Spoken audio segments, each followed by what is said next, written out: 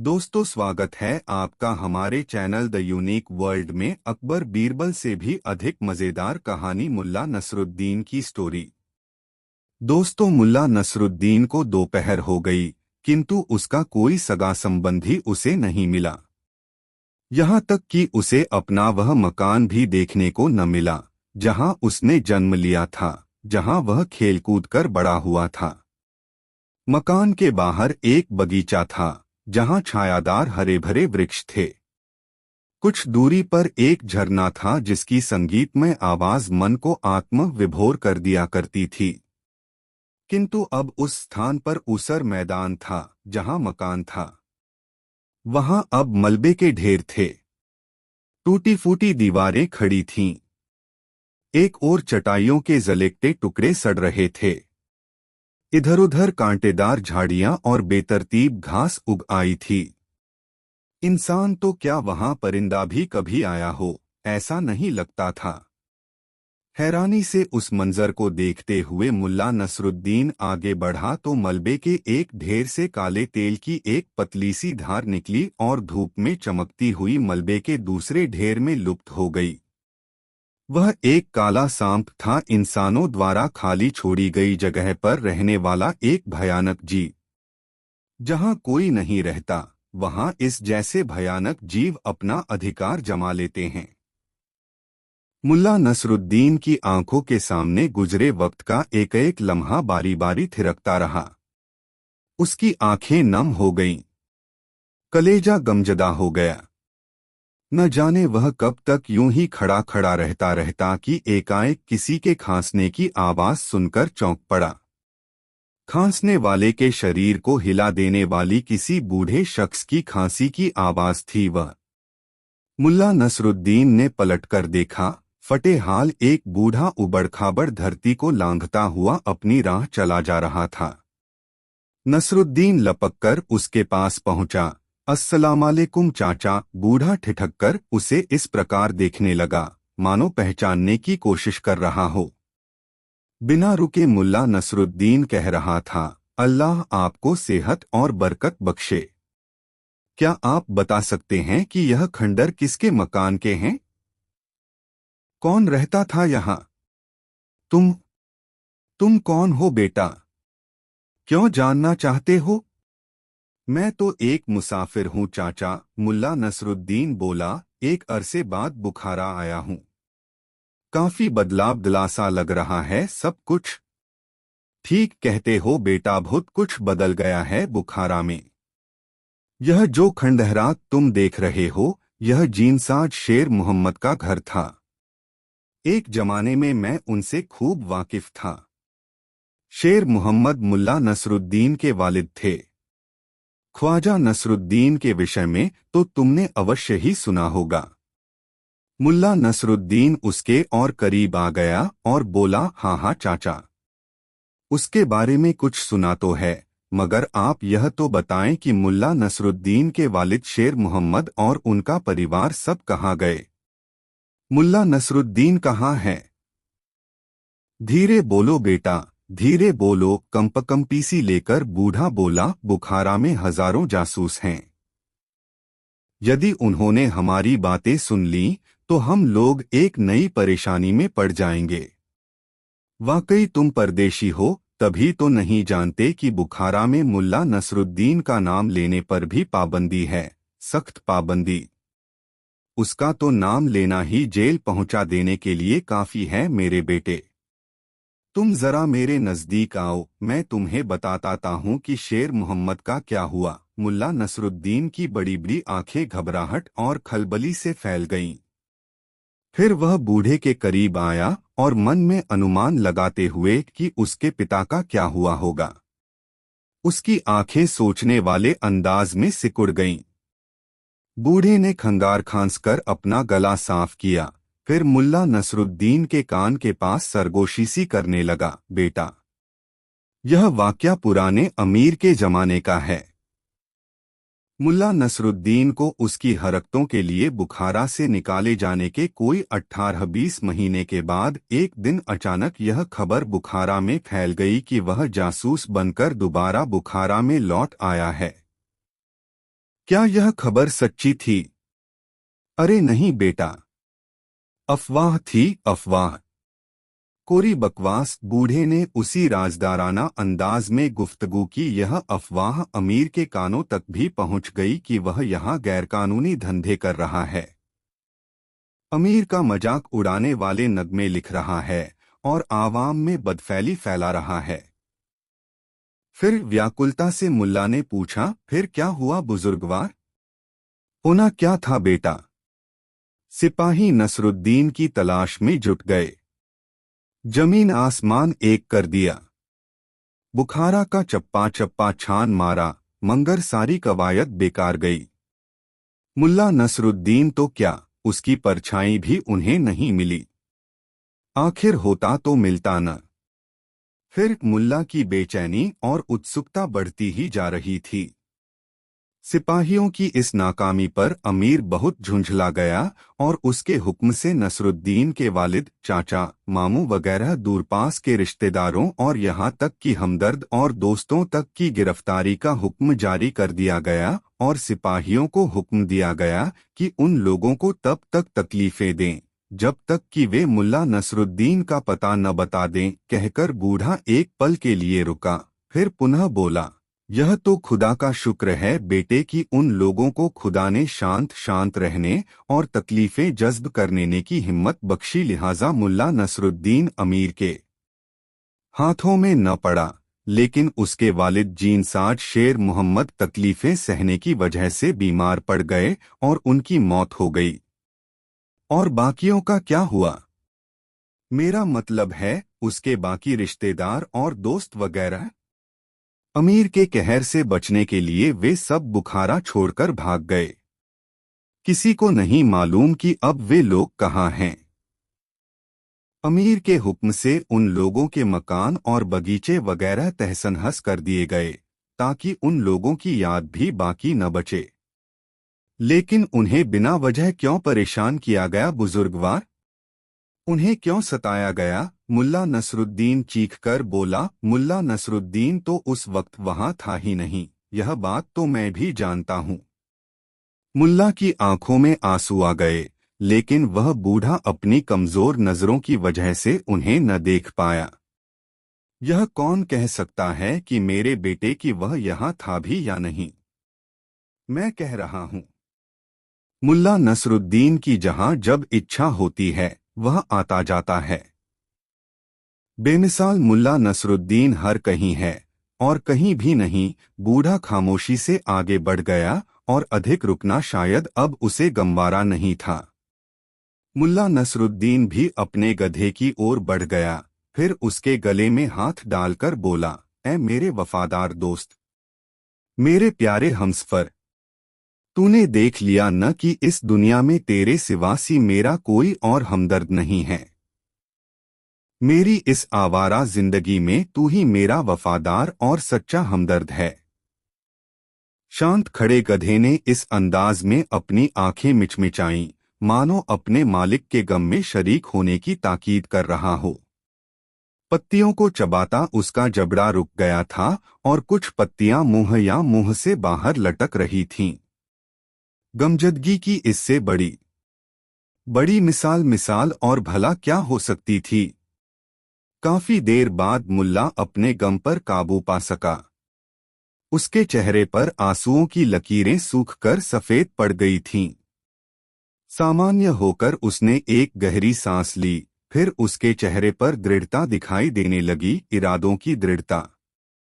उसने गधे की पीठ पर प्यार से एक एक धौल जमाया और अपेक्षाकृत ऊंची आवाज में बोला, कोई बात नहीं मेरे दोस्त, कोई फिक्र नहीं मेरे दोस्त। मेरे लिए यही बड़ी बात है कि बुखारा के लोग अब भी मुझे याद रखे हुए हैं और लोग अब भी मुझे जानते हैं। किसी न किसी तरह हम अपने कुछ हमदर्द खोज ही लेंगे और अमीर के बारे में ऐसे ऐसे नगमे लिखेंगे कि वह अपने तख्त पर बैठा अपने बाल नोचेगा। मेरे दोस्त, अब चलें। दो दोस्तों दीवार के पास बैठे वे सभी लोग मजलूम और जरूरतमंद थे। सभी के चेहरों पर मुर्दनी सी छाई हुई थी। अपने आप को धूल में कलाबाजियां खिला देने के एवज में जो गालियां मुल्ला नसरुद्दीन गधे को देना चाहता था, वे उसके होठों में ही रह गईं। वह उनकी ओर देखकर हंस दिया। उसने सोचा कि इससे पहले कि लोग उस पर हंसे, उसे खुद ही अपने आप पर हंसना चाहिए। इसलिए वह हंसा, ठठाकर हंसा, फिर उन लोगों की ओर आंख मारकर बोला, वाह वाह, क्या आप लोग बता सकते हैं कि मैंने कितनी कलाबाजियां खाई? भई मैं तो गिन नहीं सका। फिर हंसते हुए ही उसने अपने गधे की पीठ थपथपाई और उसे संबोधित करते हुए बोला, अरे शैतान, तुझे तुझे ऐसी शरारतें क्यों सूझती हैं?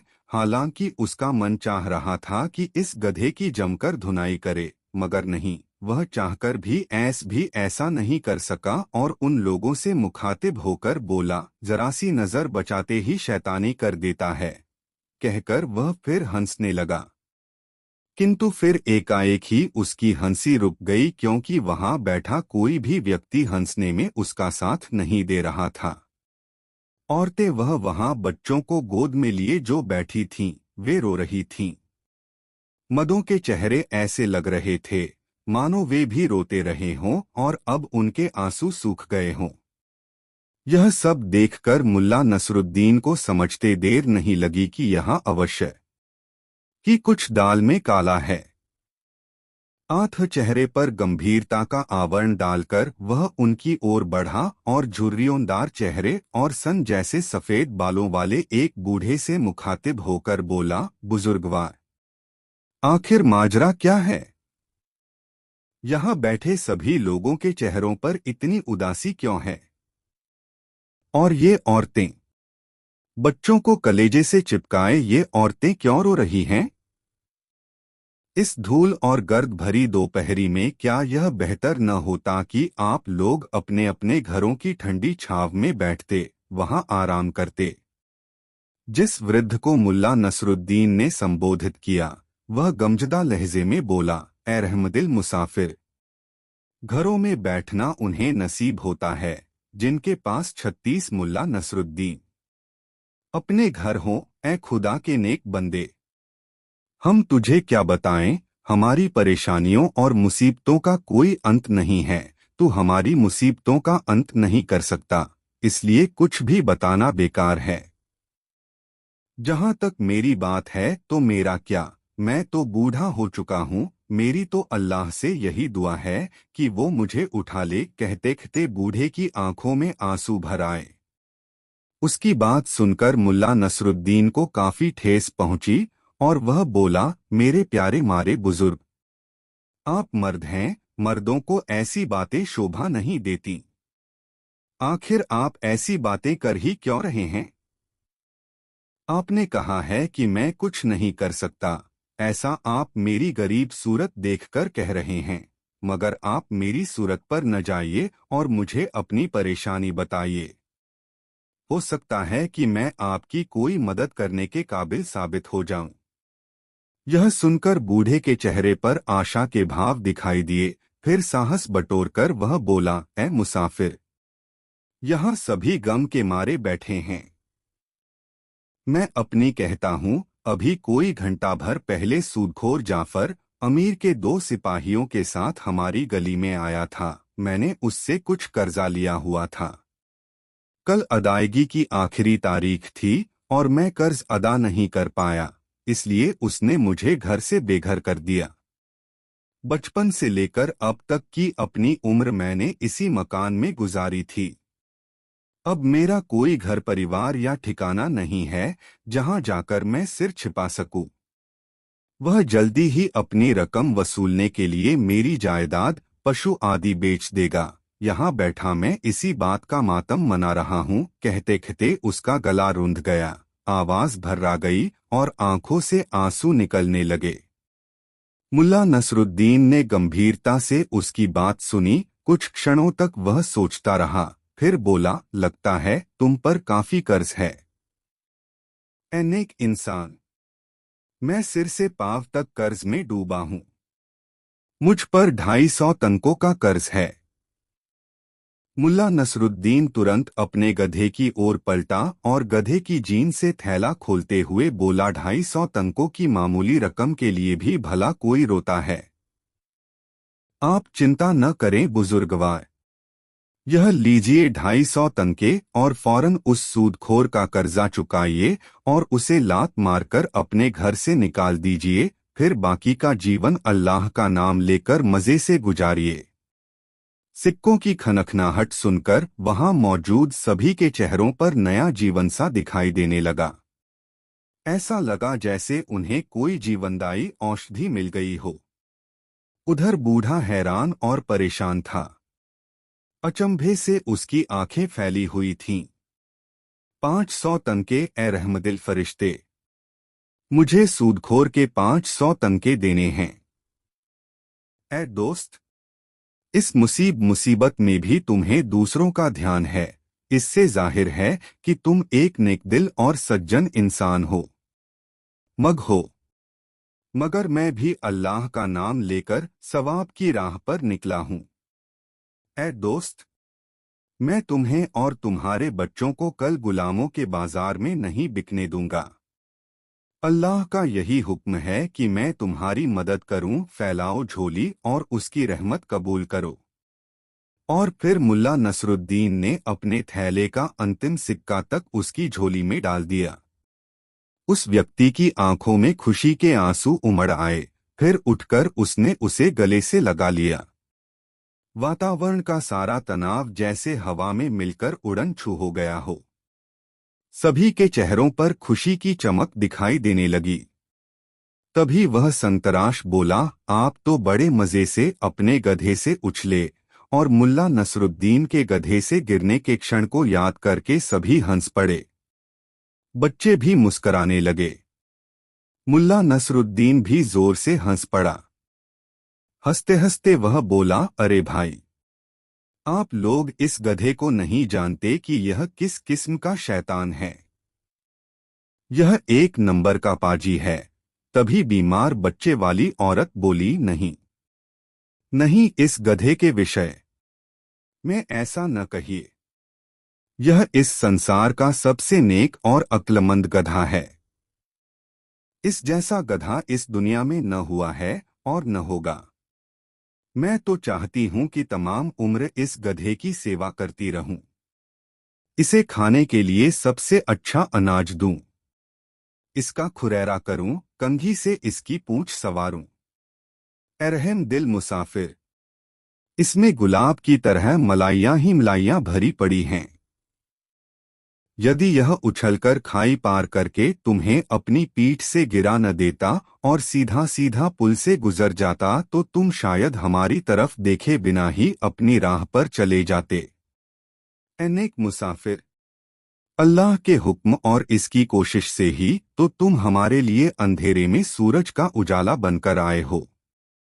इसलिए ए नेक फरिश्ते, आप इस नेक गधे को कुछ न कहो। बूढ़ा बोला, यह बिल्कुल ठीक कहती है ए रहमदिल इंसान। अपने दुहकों को दूर करने के लिए हम इस गधे के एहसानमंद हैं और तहेदिल से इसका शुक्रिया अदा करते हैं। वास्तव में यह गधा इस दुनिया का गहना है। गधों में सबसे नेक, रहमदिल, समझदार और हीरा गधा है यह। और फिर दिल खोलकर सब लोग गधे की तारीफ करने लगे। इसे सूखे आड़ू, भुना हुआ अनाज, खूबानियां और पुए खिलाने में सब बढ़-चढ़ कर हिस्सा लेने लगे। दुम फटकार कर गधे ने परेशान करने वाली मक्खियों को भगाया, फिर सबकी भेंट बड़ी ही फिराख दिली से कबूल की। माल पर हाथ साफ करते हुए टेढ़ी नजर से वह उस चाबुक को भी देख रहा था जो मुल्ला नसरुद्दीन के हाथ में लहरा रहा था। दिन डूबने वाला था। पेड़ों के साए लंबे हो रहे थे। लाल पैरों वाले सारस पंख फड़फड़ाते और कैंकै का शोर मचाते हुए अपने घोंसलों को लौट रहे थे, जहां अपनी लाल लाल चोंचे खोले उनके बच्चे उनका इंतजार कर रहे थे। मुल्ला नसरुद्दीन ने उनसे जाने की इजाजत मांगी। सबने झुककर मुल्ला का शुक्रिया अदा किया। आपका बहुत बहुत शुक्रिया कि आपने हमारी परेशानी को समझकर इस बुरे वक्त में हमारी मदद की। कैसे न करता, कैसे न समझता मैं आपकी परेशानी। मुल्ला नसरुद्दीन बोला, आज ही मेरे 4 कारखाने छिन गए हैं, जिनमें 8 होशियार कारीगर मेरे लिए काम करते थे। एक मकान छिन गया जिसके बाग में फव्वारे लगे थे, पेड़ों से लटकते सोने के पिंजरों में चिड़ियां चहचहाती थीं। कैसे न समझता मैं आपकी परेशानी, कैसे न करता आपकी मदद। पोपले मुंह वाला वह बूढ़ा, जिसे मुल्ला नसरुद्दीन ने 250 तंके दिए थे, बोला, ए खुदा के नेक बंदे, मेरे पास शुक्रिया के रूप में तुम्हें देने के लिए कुछ भी नहीं है, मगर जब मैंने अपना घर छोड़ा था तो अपने साथ मैं एक चीज उठा लाया था, और वह है यह कुरान शरीफ। तुम इसे ही ले लो। अल्लाह की इस अंधेरी दुनिया में यह तुम्हें रास्ता दिखाने वाली रोशनी बनेगी। हालांकि नसरुद्दीन के लिए मजहबी किताबें कोई अहमियत नहीं रखती थीं, मगर फिर भी बूढ़े के दिल को ठेस न लगे, यही सोचकर उसने वह किताब ले ली और उसे जीन में लगे थैले में डाल लिया, फिर कूदकर अपने गधे पर सवार हो गया। तभी वहां उपस्थित लोगों को कुछ याद आया। चौंककर संतराश ने पूछा, आपका नाम?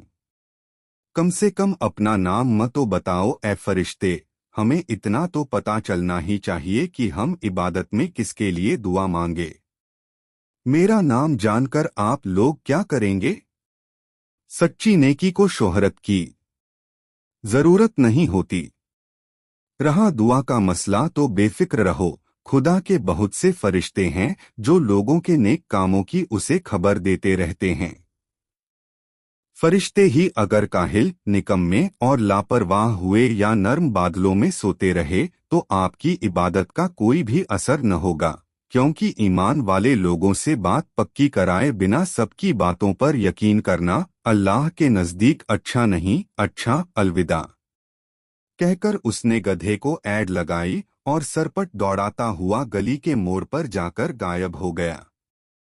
दोस्तों, यह वीडियो अपने मित्रों को जरूर शेयर करें। 3 दोस्तों बूढ़ा मौलाना हुसैन घुटनों के बल बैठकर बुरी तरह रोने लगा और अमीर से दोनों हाथ उठाकर रहम की भीख मांगने लगा। इस काफिर को खड़ा करो, अमीर ने आदेश दिया। अमीर का आदेश सुनते ही सिपाहियों ने उसे बाजुओं से पकड़कर खड़ा कर दिया, लेकिन इससे पहले कि अमीर कुछ कह पाते कि अरसला बेग अपने स्थान से आगे बढ़ा और सिर झुकाकर बोला, अमीर आजम, कोई भी हुक्म सुनाने से पहले इस वफादार गुलाम की चंद बातें सुनने की मेहरबानी अता फरमाएं। क्या कहना चाहते हो? शहंशाह आलम, ये नाचीज गुलाम कहना चाहता है कि ये शख्स मुल्ला नसरुद्दीन नहीं है। ये तो बूढ़ा है, जबकि मुल्ला नसरुद्दीन एकदम जवान है। उसकी उम्र 30-35 वर्ष से अधिक नहीं होनी चाहिए। ये लोग तो किसी को भी मुल्ला नसरुद्दीन समझ बैठते हैं, इनाम के लालच में। यह सुनकर सिपाहियों में निराशा छा गई। वे सब इनाम पाने के लालच में थे, मगर अरसला बेग ने उनकी आशाओं पर पानी फेर दिया। तब बूढ़े ने कांपते स्वर में कहा, मैं अमीर आजम के महल के लिए बगदाद से रवाना हुआ और सीधा यहाँ आ रहा था। रास्ते में मेरी मुलाकात एक अजनबी व्यक्ति से हुई। उसने मुझे बताया कि बुखारा में पहुंचते ही मेरा सिर कलम कर दिया जाएगा। मेरा सिर काट डालने का हुक्म जारी कर दिया गया है। मैंने भय के कारण वेश बदलकर निकल भागने का मन बना लिया। अमीर के चेहरे पर एक अजीब किस्म की मुस्कान उभर आई। ऐसा लगा मानो वह सब कुछ समझ गए हों। अच्छा, तो तुम्हारी मुलाकात एक अजनबी व्यक्ति से हुई और तुमने उसका विश्वास भी कर लिया। यह किस्सा तो बड़ा अजीब है। और हम तुम्हारा सिर भला क्यों कलम करवा लेते? क्योंकि कहा गया था कि मैंने खुलेआम ऐलान किया है कि मैं अमीर आजम के हरम में घुस जाऊंगा। लेकिन खुदा गवाह है मेरे आका, मेरे दिमाग में तो ऐसा विचार आया ही नहीं। मैं तो इतना बूढ़ा व कमजोर हो चुका हूं कि मैंने काफी दिन पहले ही औरतों से अपने संबंध खत्म कर दिए। हमारे हरम में घुस जाओगे? अमीर ने होंठ भींचते हुए कहा। उनके चेहरे के भावों से स्पष्ट था कि बूढ़े पर उनका शक बढ़ता ही जा रहा है। अमीर अमार इस बार फिर गुर्राए, तुम कौन हो और कहां से आए हो? मैं बगदाद का रहने वाला आलिम हकीम मौलाना हुसैन हूँ। अमीर आजम के आदेश पर मैं बुखारा आया हूँ। तक तुम मौलाना हुसैन? अमीर ने अत्यधिक आश्चर्य जाहिर किया। तुम्हारा नाम मौलाना हुसैन है? झूठ, एकदम झूठ, सफेद झूठ। ऐ चालबाज बूढ़े, तुझे झूठ बोलते हुए शर्म आनी चाहिए। हुजूर, मैं बिल्कुल सच कह रहा हूँ, मैं ही मौलाना हुसैन हूँ। तुम बिल्कुल ही झूठ बोलते हो। यह रहा मौलाना हुसैन। इसके साथ ही अमीर ने मुल्ला नसरुद्दीन की ओर संकेत किया। मुल्ला नसरुद्दीन फौरन आगे आ गया। मुल्ला नसरुद्दीन को देखते ही वह बूढ़ा सहमकर पीछे हट गया। फिर एकाएक ही जोर से चीखा, हाँ हाँ, यही है वह आदमी, मेरे आका। इसी ने मुझे सिर कटने व हरम में घुसने वाली बात कही थी। अमीर फौरन मुल्ला नसरुद्दीन की ओर पलटे। यह क्या हो रहा है मौलाना हुसैन? मौलाना हुसैन तो मैं हूँ, यह नंकली है। इसने मेरा नाम चुरा लिया है। बस यही एक बात बूढ़ा मौलाना गलत कह गया। इस एक बात ने मुल्ला नसरुद्दीन के दिमाग की खिड़की दरवाजे खोल दिए। वह फौरन अमीर की ओर पलटकर बोला, अमीरे आजम, मेरी गुस्ताखी माफ हो, लेकिन इसकी बेशर्मी भी वास्तव में हद से गुजर गई है। अभी तो इसने यही कहा है कि मैंने इसका नाम चुरा लिया है। अभी ये कहेगा कि मैंने इसके कपड़े चुरा लिए हैं। हाँ हाँ, यह पोशाक भी मेरी है। और शायद यह साफा, ये पटका, ये कमरबंद। मेरा ख्याल है कि ये सब चीजें भी आपकी ही हैं, जो कि मैंने चुरा ली हैं। हाँ हाँ, ये सब चीजें मेरी हैं। मुल्ला नसरुद्दीन मुस्कराते हुए अमीर की ओर पलटा। जहांपना, आप खुद ही देख लें कि यह बूढ़ा कितना झूठा और मक्कार है। अमीर ने सहमति में सिर हिलाया। अमीर आजम, अभी कुछ देर बाद यह कहने लगेगा कि इस पाक शहर बुखारा का अमीर आजम ही यही है। ऐसे नापाक इरादे वाला मनुष्य कोई भी गिरी हुई जलील हरकत कर सकता है। तुम्हारी बात बिल्कुल न ठीक है मौलाना हुसैन, वाकई यह बड़ा खतरनाक है। मुझे इसकी नीयत पर शक है। हमारी राय में तो इसका सिर फौरन ही धड़ से अलग कर दिया जाना चाहिए। यह सुनते ही आलिम चेहरा छिपाकर रोने लगा। किंतु मुल्ला नसरुद्दीन ऐसा नहीं चाहता था। वह तो जानता था कि यह बूढ़ा निर्दोष है और किसी निर्दोष को वह इस प्रकार नहीं मरने देना चाहता था, भले ही वह अपने छल प्रपंच से लोगों को ठगता रहा हो। वह बोला, अमीरे आजम, मेरी बात सुनने की मेहरबानी फरमाएं। इसका सिर तो बाद में भी काट लिया जाएगा। मैं चाहता हूं कि इसके मरने से पहले इसका नाम, पता तथा इसके और कौन कौन से साथी यहां आए हुए हैं, यह सब पता लगा लिया जाए। हो सकता है कि ये कोई जादूगर हो और आपको कोई शारीरिक या रूहानी नुकसान पहुंचाने का इरादा रखता हो।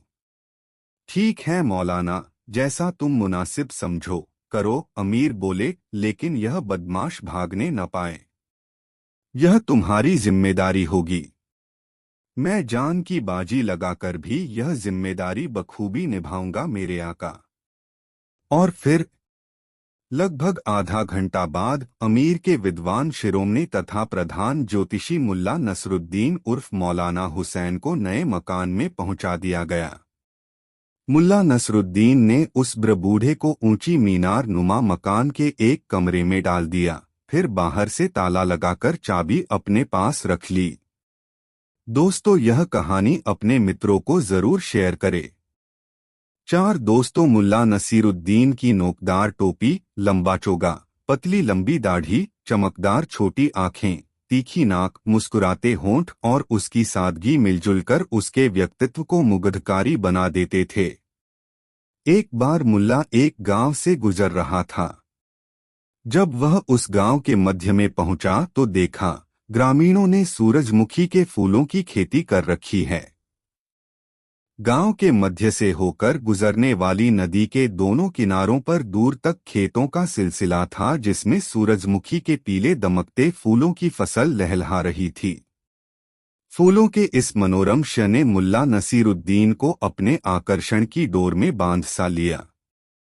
मुल्ला नसीरुद्दीन ने फैसला किया कि वह इस गांव में कुछ दिन रहेगा और सूरजमुखी के फूलों के सौंदर्य को निहारा करेगा। मुल्ला नसीरुद्दीन ने उस गांव की मस्जिद में जाकर अपना डेरा जमा लिया।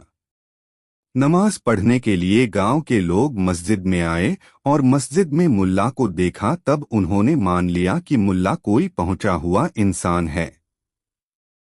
गांव में चर्चा होते देर नहीं लगी कि मस्जिद में खुदा का एक ऐसा बंदा रह रहा है जिसके चेहरे पर ऐसा जलाल है जिस पर निगाहें नहीं ठहरती। बस यह समझ लो कि खुदा का नूर टपकता है उस शख्स के चेहरे से। हंसता है तो बिजलियां सी चमकने लगती हैं। बोलता है तो सरगम के स्वर निकलते हैं। मुल्ला नसीरुद्दीन इन बातों के बारे में कुछ जानता ही नहीं था। रोज सुबह वह मस्जिद से निकल जाता और गांव के ऐसे हिस्से की ओर चला जाता जिधर भीड़भाड़ न हो। वहीं से घंटों सूरजमुखी के खेतों को निहारता रहता। एक दिन वह प्राकृतिक नज़ारों में खोया हुआ था कि पास से ही एक महिला की चीख सुनाई पड़ी। मुल्ला ने आवाज की दिशा में अपनी गर्दन मोड़ी। उसने देखा पास की पगडंडी पर एक महिला खड़ी है। महिला की गोद में एक बच्चा है। महिला थर-थर कांप रही है। न आगे जा रही है न पीछे। मुल्ला ने उसके डर का कारण जानने के लिए आसपास नजर दौड़ाई तो देखा महिला से कुछ दूरी पर ही एक बड़ा सा सांप फन काढ़े खड़ा है। क्षण भर में मुल्ला नसीरुद्दीन को सारा माजरा समझ में आ गया। उसने अपनी जगह से ही महिला को आवाज दी, डरो मत, बस अपनी जगह से हिलना नहीं। मैं अभी आया। बाज जैसी फुर्ती से मुल्ला नसीरुद्दीन उस पगडंडी तक पहुंचा और पलक झपकते ही सांप को दुम से पकड़कर एक झटके में दूर फेंक दिया। महिला सकते में थी। उसे मुल्ला नसीरुद्दीन देवदूत सा लगा। वह उसका धन्यवाद करती हुई वहां से चली गई। दूसरे दिन मुल्ला नसीरुद्दीन गांव के सीमांत की पहाड़ियों की ओर निकल गया। उस दिन एक चरवाहा पहाड़ी से लुढ़क गया और वह सीधे खाई में गिरने ही जा रहा था कि अचानक एक करिश्माई हाथ ने उसे थाम लिया। जब चरवाहा मौत के खौफ से आजाद हुआ तो उसने पाया कि मुल्ला नसीरुद्दीन उसके शरीर पर लगे खरोंचों को सहला रहा है। मुल्ला नसीरुद्दीन ने उसको सचेत होते देखकर कहा, ऊंचाई पर चलने वाले को निचाई की अवहेलना नहीं करनी चाहिए। इतना कहकर मुल्ला नसीरुद्दीन गांव की तरफ लौट गया। तीसरे दिन मुल्ला नसीरुद्दीन मछलियों की जलक्रीड़ा देखने के इरादे से पहाड़ी नदी की ओर चला गया। नदी के पास पहुंचकर उसने अपने लिए बैठने की अच्छी सी जगह तलाशी जहां से वह पहाड़ी नदी की छिछली तेज धारा में कल्लोल करती नन्ही मछलियों के झुंड को देख सकता था। वह ऐसी जगह पर बैठा था जहां से 10 कदम की दूरी पर ही एक खड्डू जैसी संरचना थी जहां से यह छिछली पहाड़ी नदी झरने की तरह गिरती थी। मुल्ला नसीरुद्दीन झरने का मंजर तो नहीं देख सकता था मगर पानी गिरने का शोर उसे सुनाई पड़ रहा था। नदी की पथरीली सतह के ऊपर बहता पारदर्शी पानी और उसमें धारा के उल्टी दिशा की ओर तैरने की जद्दोजहद करता मछलियों का झुंड उसके आकर्षण का केंद्र था। उसे लग रहा था कि मनुष्य का समाज भी वक्त के तेज सैलाब में इसी तरह अपनी मंजिल की चाह में धारा के विरुद्ध चलने की जद्दोजहद करता रहता है। किसी किसी को मंजिल मिल पाती है और बाकी वक्त के बहाव के आगे पस्त होकर नियति का शिकार बन जाते हैं। जैसे इस नदी की नियति है झरना बनकर गिर जाना। मछलियां भी जब धारा के विरुद्ध तैरने के प्रयास से थक जाएंगी तो इनकी भी नियति वही होगी जो नदी की है। नदी की धारा और मछलियों की जलक्रीड़ा में जीवन का फलसफा देखने में वह इतना मग्न था कि वह यह नहीं देख पाया कि उससे थोड़ी ही दूरी पर एक महिला नदी पार करते समय गिर पड़ी और नदी की तेज धारा में अपने को संभाल नहीं पाई, बहने लगी। महिला बहुत तेज स्वर में चीखी, बचाओ। महिला की चीख सुनकर मुल्ला नसीरुद्दीन की तंद्रा टूटी। उसने देखा कि एक महिला नदी के पानी में बही जा रही है। नदी का पानी इतना छिछला था कि उसमें किसी के डूबने की आशंका नहीं थी। मुल्ला नसीरुद्दीन सतर्कता से पानी में उतरा और 3-4 कदम चलकर महिला की सीध में खड़ा हो गया। महिला दूसरी बार चीखी, बचाओ, और मुल्ला नसीरुद्दीन ने झुककर महिला का हाथ पकड़ लिया। महिला पानी के तेज बहाव में बहते बहते अचानक ठहर गई। उसने देखा मुल्ला नसीरुद्दीन उसे थामे खड़ा है।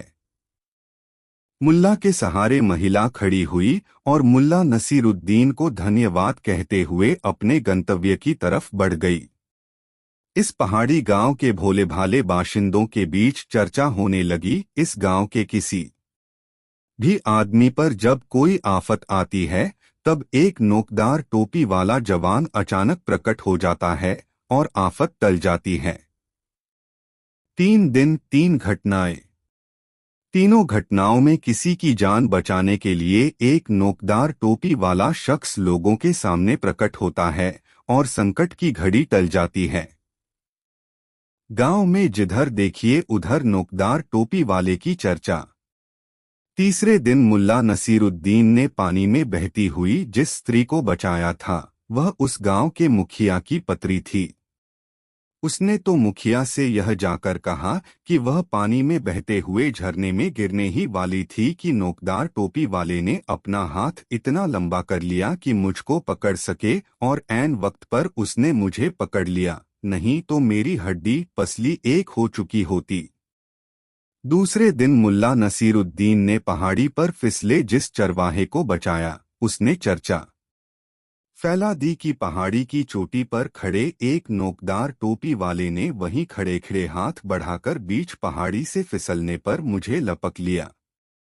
पहले दिन मुल्ला ने जिस महिला के आगे से एक सांप को हाथ से पकड़कर दूर फेंक दिया था, उस सांप के बारे में उस गांव में ऐसी मान्यता थी कि वह सांप इतना विषैला है कि यदि किसी को छू भी ले तो उसका विष चढ़ जाता है। हंसने की बात तो दूर। उस महिला ने जगह जगह यह चर्चा फैला दी कि नोकदार टोपी वाले पर जहर का भी असर नहीं होता। और इस तरह अनचाहे अनजाने मुल्ला नसीरुद्दीन उर्फ नोकदार टोपी वाला उस गांव में एक सिद्ध पुरुष मान लिया गया। मुखिया को जब पता चला कि उसकी पत्नी के प्राणों की रक्षा करने वाला शख्स उसी के गांव की मस्जिद में रहता है, तब उसने गांव वालों से पूछा, क्यों भाइयों, आप लोगों को पता है कि अपने गांव में एक सिद्ध महात्मा पधारे हुए हैं। उन्होंने गांव के कई लोगों की, जिनमें महिलाएं और बच्चे भी शामिल हैं, जान बचाई है। उन्हें काल के मुंह से बाहर निकाल लिया है। हाँ हाँ, शायद आप नोकदार टोपी वाले जनाब की बात कर रहे हैं। हाँ हाँ, वही। जब ऐसा सिद्ध और उपकारी पुरुष हमारे गांव में मौजूद है तब उसके प्रति हम लोगों का भी तो कुछ कर्तव्य बनता है। चलिए हम सब मिलकर उन्हें कुछ चढ़ावा चढ़ाएं। गांव वालों ने हामी भरी। गांव भर में चंदा एकत्रा कर मुखिया गांव के कुछ चुनिंदा लोगों के साथ शाम ढलने के बाद मस्जिद पहुंचा। मुल्ला नसीरुद्दीन उस वक्त सोने की तैयारी में था। गांव वालों को आया देख मुल्ला नसीरुद्दीन उठकर बैठ गया। उसकी समझ में नहीं आया कि आखिर माजरा क्या है। ये लोग जमात बनाकर मस्जिद में मेरे पास क्यों आए हैं? क्या ये लोग मुझे मस्जिद से निकाल बाहर करना चाहते हैं? मगर मुल्ला के सामने जब मुखिया ने चढ़ावे की थैली रखी और कहा, है सिद्ध पुरुष, हम ग्रामीणों की तरफ से यह छोटी सी भेंट स्वीकार कीजिए। तब मुल्ला के मन का भय दूर हुआ। उसने समझ लिया कि गांव के भोले भाले लोग उसे सिद्ध पुरुष समझ रहे हैं। मन से निश्चल मुल्ला नसीरुद्दीन ने तय किया कि वह इन लोगों के सामने अपनी हकीकत बयान करेगा ताकि उसे लोग आम इंसान ही समझें, सिद्ध पुरुष नहीं। इस निश्चय के बाद मुल्ला ने कहा, भाइयों, मुझे आप लोगों का मिलने आना बहुत अच्छा लगा। मेरा नाम मुल्ला नसीरुद्दीन है। मैं बुखारा से आया हूँ। आपका गांव मुझे बहुत अच्छा लगा। यहाँ सूरजमुखी की खेती होती है और मुझे सूरजमुखी के फूल बहुत अच्छे लगते हैं। यही कारण है कि मैं आपके गांव में ठहर गया हूँ। आप सभी से गुजारिश है कि आप लोग मुझे सिद्ध महात्मा की श्रेणी में नहीं रखें। मैं आप लोगों जैसा ही इंसान हूँ जिसे भूख लगती है, प्यास लगती है और जो अपनी भूख मिटाने के लिए आपकी तरह की काम करता है।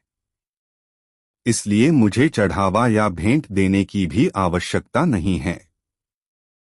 मगर मुखिया एवं अन्य ग्रामीणों ने मुल्ला नसीरुद्दीन की एक नहीं सुनी और भेंट स्वीकार करवाकर ही माने।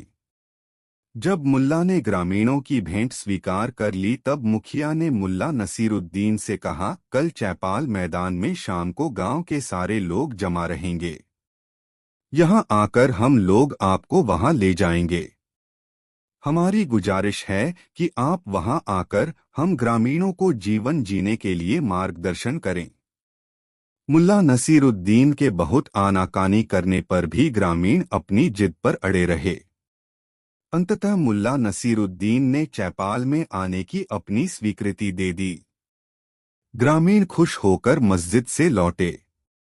दूसरे दिन नियत समय पर मुखिया सहित कुछ वरिष्ठ ग्रामीण आए और अपने साथ मुल्ला नसीरुद्दीन को ले गए। चैपाल मैदान में मुल्ला नसीरुद्दीन के लिए एक मंच बनाया गया था जिस पर बैठकर मुल्ला उपदेश दे सके। ग्रामीणों में मुल्ला को सुनने का उत्साह था।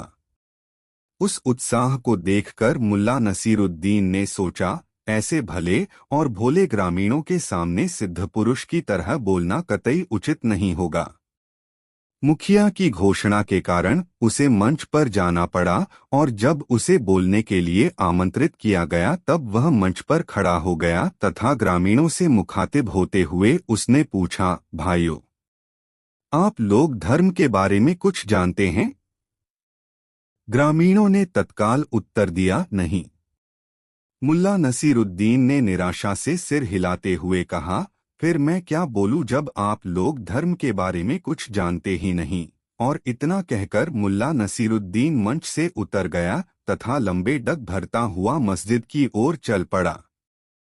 भोले भाले ग्रामीण उसे रोकने का साहस नहीं कर पाए। मुल्ला नसीरुद्दीन के जाने के बाद मुखिया ने गांव के बुजुर्गों के साथ मंत्रणा की कि किसी भी तरह कल फिर मुल्ला नसीरुद्दीन को उपदेश देने के लिए बुलाया जाए। इसके साथ ही यह भी तय हुआ कि जब मुल्ला नसीरुद्दीन पूछे कि आप लोग धर्म के बारे में कुछ जानते हैं तो सब स्वीकार करें कि हाँ, हम धर्म के बारे में कुछ जानते हैं। और यह सच भी है कि हर आदमी अपने अपने धर्म के बारे में कुछ जानता अवश्य है। इस मंत्रणा के बाद लोग मुल्ला के पास गए। उसे चौपाल में आने के लिए राजी कर चैपाल मैदान वापस ले आए। दूसरे दिन पुनः उसी मंच पर मुल्ला नसीरुद्दीन उपस्थित हुआ और लोगों से पुनः वही सवाल किया, आप लोग धर्म के बारे में कुछ जानते हैं? लोगों का तयशुदा जुमला हवा में उछला, हाँ, हम धर्म के बारे में जानते हैं। मुल्ला नसीरुद्दीन ने ग्रामीणों पर एक गंभीर दृष्टि डाली और कहा, जब आप लोग धर्म के बारे में जानते ही हैं तब मैं क्या बोलूं? मेरे कुछ बोलने का फायदा भी क्या? इतना कहकर मुल्ला नसीरुद्दीन मंच से उतर गया और लंबे डग भरता हुआ मस्जिद की ओर लौट गया। ग्रामीणों में फिर मंत्रणा हुई। इस बार तय हुआ कि सब लोग चलकर मुल्ला को कल प्रवचन देने के लिए तैयार करें। कल जब मुल्ला अपना सवाल पूछें कि आप लोग धर्म के बारे में कुछ जानते हैं, तो आधे लोग बोले जानते हैं और आधे लोग बोले नहीं जानते हैं। लोग मस्जिद गए। कल मंच पर उपस्थित होने के लिए मुल्ला को मनाया और अपने घरों को लौट गए। तीसरे दिन मुल्ला नसीरुद्दीन जब मंच पर उपस्थित हुआ तब फिर उसने अपना पुराना सवाल पूछा, आप लोग धर्म के बारे में कुछ जानते हैं? जवाब में आधे ग्रामीणों ने कहा हाँ जानते हैं और आधे ग्रामीणों ने कहा नहीं जानते हैं। मुल्ला नसीरुद्दीन ने एक मोहक हंसी के साथ लोगों से कहा, भाइयों, आप में जो लोग धर्म के बारे में जानते हैं वे उन लोगों को धार्मिक बातें सिखा दें जो धर्म के बारे में नहीं जानते हैं। मेरे कुछ भी बोलने की कोई जरूरत नहीं। और मुल्ला नसीरुद्दीन मंच से उतर गया। उस दिन ग्रामीणों ने कोई मंत्रणा नहीं की और उस दिन मुल्ला नसीरुद्दीन भी मस्जिद की तरफ नहीं लौटा। उस गांव के लोग अब भी मानते हैं कि मुल्ला नसीरुद्दीन कोई अलौकिक पुरुष था जो अपना काम करके अलोप हो गया। दोस्तों, वीडियो को एक लाइक जरूर कर दे। 5 दोस्तों, उसने निर्णय कर लिया था कि अब जल्दी ही कुछ करना होगा। स्वच्छंद घूमने वाले मुल्ला नसरुद्दीन का अब उस महल में दम घुटने लगा था। रात होने लगी थी। बुखारा के मेहनतकश नागरिक खा पीकर सोने की तैयारियां करने लगे थे।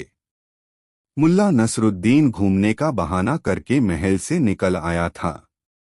बुखारा की गलियों में ठंडक व अंधेरा था। मुल्ला नसरुद्दीन अपने दोस्त अली के चाय खाने की ओर चल दिया।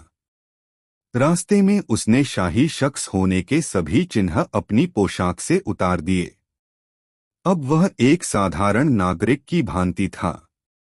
द्वार पर दस्तक होते ही अली ने दरवाजा खोला, उसे पहचानते ही गले लगा लिया। फिर उसे लेकर वह गुप्त कक्ष में आ गया। वहां बैठकर मुल्ला नसरुद्दीन ने उसे महल के अंदर घटी सारी घटना बता दी और आगे का प्रोग्राम भी समझा दिया। सारी बात जानने समझने के बाद अली ने, मैं चाय खाने में ही गुलजान की प्रतीक्षा में बैठा रहूंगा। तुम्हारे गधे पर हर वक्त जीन कसी रहती है। वह काफी मोटा ताजा हो गया है। गुलजान के लिए भी मैंने एक मर्दाना पोशाक और पगड़ी का बंदोबस्त किया हुआ है। अली उसकी बातें सुनकर मुल्ला नसरुद्दीन बोला, अली, मैं तुम्हारा ये एहसान जीवन भर नहीं भूलूंगा। यह समय इन बातों का नहीं है। मेरे दोस्त लोग केतली से कप में चाय डालते हुए अली ने कहा, चाय पियो और अपने ठिकाने पर पहुंचो। उस कक्ष और चाय खाने के बीच पतला सा पर्दा पड़ा था, जिसके इस तरफ अंधेरा होने की वजह से इधर का कुछ भी दिखाई नहीं दे रहा था, मगर दूसरी ओर अर्थात चाय खाने की तरफ रोशनी होने के कारण वहां के हर ग्राहक और उसकी एक एक हरकत को देखा जा सकता था। वे दोनों चाय पीने में मशरूफ थे कि तभी चाय खाने की तरफ से चेचकरू जासूस की आवाज सुनाई दी।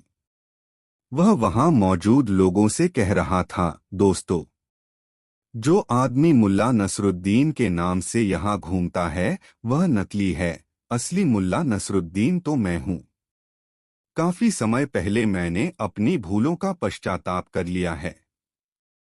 मुझे अपनी नापाक भूलों का एहसास हो चुका है। यह सुनकर मुल्ला नसरुद्दीन ने अली को कोहनी मारते हुए कहा, ओह, ये लोग तो ये मान बैठे हैं कि मैंने बुखारा छोड़ दिया है। लगता है भेष बदलकर मुझे इन लोगों को अपनी याद दिलानी ही पड़ेगी। यह कहकर उसने जल्दी से चाय का प्याला खाली किया, फिर वहीं पड़ी अली की मैली कुचैली एक पुरानी पोशाक पहनी और पिछले दरवाजे से बाहर निकल गया। फिर गलियों का चक्कर काटकर चाय खाने के एक अंधेरे कोने में आकर बैठ गया। जासूस अभी भी अपनी हाँक रहा था, भाई लोगों, मैं मुल्ला नसरुद्दीन अपनी भूलों पर काफी शर्मिंदा हूँ। अब मैंने इस्लाम पर रचलने व दीनदार मुस्लिम बनने का निश्चय कर लिया है। जब से मैंने अमीर के हुक्म की तामील करनी शुरू की है, तब से मुझे खुशियां ही खुशियां मिल रही हैं। ठीक तभी एक व्यक्ति बोला, ए मुल्ला नसरुद्दीन, लो चाय पियो। मैं कोकन से बुखारा आया हूं। मैं तुमसे एक सवाल पूछना चाहता हूं। हाँ हाँ, पूछो भाई, क्या पूछना चाहते हो? यदि मैं नहा रहा हूं व मुअज्जिन की आवाज सुनाई दे तो मैं किस तरफ मुड़ूं? बेशक मक्का की तरफ, जासूस ने कहा। तभी अंधेरे कोने से एक स्वर उभरा, अपने कपड़ों की तरफ। घर तक नंगा जाने से बचने का एक यही उपाय है। यह सुनकर सभी मुंह छिपाकर हंसने लगे। कोने में यह कौन भिखमंगा बड़बड़ा रहा है? क्या मुल्ला नसरुद्दीन से मुकाबला करने का विचार है? मुल्ला नसरुद्दीन के मुकाबले तो मैं कुछ भी नहीं हूं। वह व्यक्ति पुनः जासूस से मुखातिब हुआ, ए पाक मुल्ला नसरुद्दीन, मैं यह जानना चाहता हूं कि इस्लाम के मुताबिक मयत में शामिल होने के लिए ताबूत के आगे रहना चाहिए या पीछे? इससे पहले कि जासूस कोई उत्तर दे पाता, कोने से पुनः आवाज आई, यदि तुम खुद ताबूत में नहीं हो तो आगे रहो या पीछे, इससे कोई फर्क नहीं पड़ता। इस उत्तर पर लोग ठहाका लगाकर हंस पड़े। मुल्ला नसरुद्दीन बना जासूस तिलमिलाकर बोला, अबे नामुराद, तेरा नाम क्या है? कौन है तू? मैं बहुत देर से तेरी बकबक सुन रहा हूँ। कहीं अपनी जान से हाथ तो धोना नहीं चाहता? फिर वह लोगों की ओर मुखातिब हुआ, मैं चाहूँ तो इसे एक ही जवाब बसे चुप कर सकता हूँ, लेकिन यह वक्त गंभीर बातों पर चर्चा करने का है, किसी मूर्ख की छींटाक्षी पर ध्यान देने का नहीं। कहकर वह एक पल को रुका, फिर बोला, हाँ तो मैं कह रहा था कि अमीर व उसके नुमाइंदों का कहना मानो, तुम्हारे जीवन में खुशहाली छा जाएगी। यदि कोई नकली मुल्ला नसरुद्दीन तुम्हें मिले तो सिपाहियों और जासूसों के हवाले कर दो उसे अमीर के। यह सुनते ही मुल्ला नसरुद्दीन ने सूरत में सामने आ खड़ा हुआ। अपना नकली वेश उतारा और असली उसे देखकर सभी लोग हैरत में पड़ गए। मुल्ला नसरुद्दीन जासूस के सामने आकर दोनों कुल्हों पर हथेलियां जमाकर बोला, तो तुम हो असली मुल्ला नसरुद्दीन?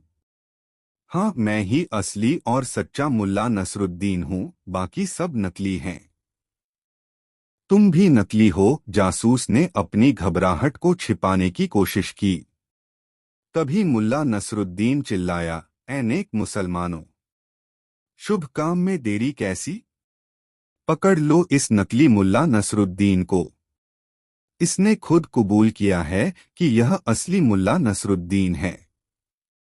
अमीर के हवाले कर दो इसे, वरना तुम पर इसकी साजिश में शरीक होने का इल्जाम भी लग सकता है। कहते हुए उसने उसकी नकली दाढ़ी उखाड़ ली। सबने पहचान लिया कि वह अमीर का जासूस है। मारो साले को, ये अमीर का जासूस है। और फिर पलक झपकते ही भीड़ उस पर पिल पड़ी। घूंसेलात, तमाचे और कुछ जूते उसके सिर पर चटकाने लगे। हाय हाय मरा, मुझे छोड़ दो। पिटते पिटते वह बुरी तरह चिल्ला रहा था, माफ कर दो, मैं तो आप लोगों से मजाक कर रहा था। मगर लोग यह जानकर और अधिक भड़क उठे कि वो उन्हें हैं बेवकूफ बना रहा था। भीड़ उसे मारती पीटती और घसीटती हुई अमीरे आजम के महल की ओर ले जाने लगी। मुल्ला नसरुद्दीन अपना काम करके और अपनी मौलाना वाली पोशाक पहनकर महल की ओर चल दिया। मुल्ला नसरुद्दीन ने महल में पहुंचकर देखा कि चेचकरू जासूस जमीन पर पड़ा जख्मी हालत में कराह रहा है। उसके पास लालटेन लिए अरसला बेग खड़ा। क्या बात है अरसला बेग? बड़ी ही नम्रता से मुल्ला नसरुद्दीन उर्फ मौलाना हुसैन ने पूछा, इतनी रात गए कैसे परेशान हो? बहुत बुरी खबर रहे मौलाना हुसैन साहब। वह बदमाश मुल्ला नसरुद्दीन फिर से बुखारा लौट आया है। उसने देखिए धरती पर पड़े चेचकरू। जासूस की ओर इशारा करके कहा, देखिए उस काफिर ने हमारे सबसे होशियार जासूस की क्या हालत की है। मेरा यह जासूस मेरे ही हुक्म से खुद मुल्ला नसरुद्दीन बनकर लोगों में अमीर की वफादारी और मजहब की बातें बता रहा था, मगर उसका नतीजा यह निकला। तौबा तौबा, जासूस अपने जिस्म को सहलाते हुए बोला, मेरे बाप की तौबा जो अब मैं इस नामुराद के मामले में पड़ूं। मैं मैं तो अब यह शहर ही छोड़कर चला जाऊंगा।